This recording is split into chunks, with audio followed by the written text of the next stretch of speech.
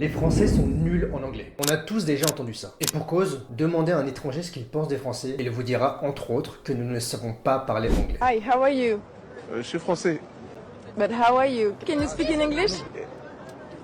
Thank you very much. Mais est-ce que c'est vraiment le cas? Et si oui, pourquoi les Français ont-ils tant de mal avec l'anglais? Aujourd'hui, je vous propose d'analyser ce phénomène, de voir quelles en sont les causes et surtout d'en explorer les solutions. J'ai dit dans ma précédente vidéo que je pensais, a priori, que la nouvelle génération était meilleure en anglais que les anciennes générations. Mais en y regardant de plus près, ce n'est pas tout à fait vrai. C'est d'ailleurs ce que nous montre une étude réalisée en 2024 dans le monde entier par Education First. Leur baromètre de la maîtrise de l'anglais, réalisé chaque année, nous informe que le niveau d'anglais des Français continue à décliner, que la France occupe la 33e place européenne, à peine devant la Turquie et l'Azerbaïdjan. Concrètement, cela met en évidence un vocabulaire très limité. Une étude réalisée par Preply en avril 2024 montre par ailleurs que la traduction français-anglais la plus recherchée est le mot bonjour, avec environ 15 000 recherches par mois en moyenne. On pourrait se dire que ce n'est pas si grave, et en effet, aujourd'hui, on peut s'en sortir au travail ou à l'étranger sans trop parler anglais, notamment grâce aux outils de traduction et, dans certains cas, l'intelligence artificielle. Néanmoins, ce faible niveau d'anglais a quand même un impact. D'une part, car elle présente un obstacle professionnel pour les emplois nécessitant une maîtrise de l'anglais et représente donc de nombreuses opportunités manquées. D'autre part, car cela peut vous mettre en difficulté lorsque vous voyagez ou que vous voulez créer un lien avec quelqu'un qui ne parle pas français. Qu'est-ce qui explique alors ce faible niveau d'anglais chez les Français?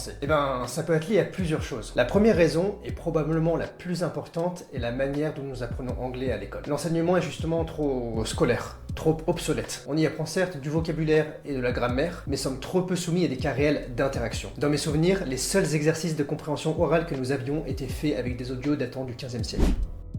Número 13. Escucha y contesta la pregunta. Hola, soy Pablo, querido de Draghi,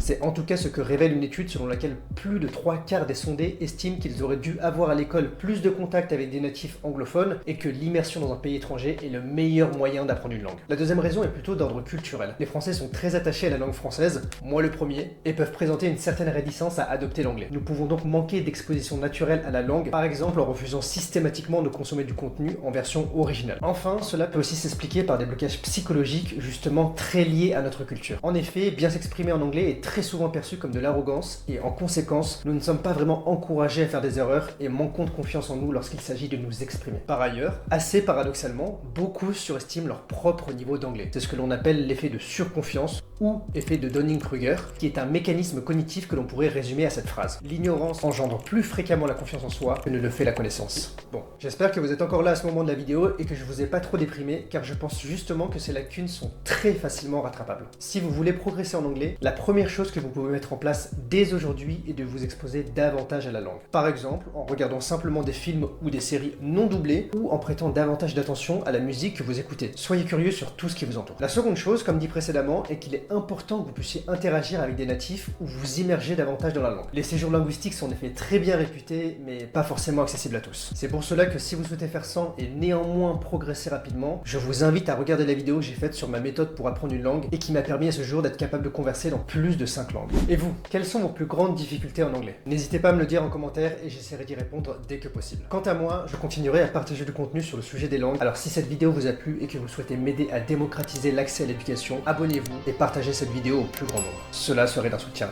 immense. À la prochaine.